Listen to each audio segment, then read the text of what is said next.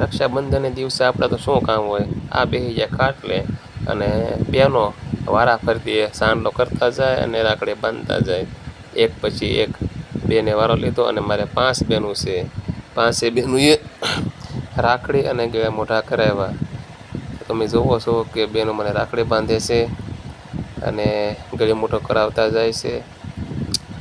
Next બીજા બેન આવ્યા છે, એને પણ સાંડલો અને રાખડી બાંધી અને ગળે મોઢો કરાવ્યો.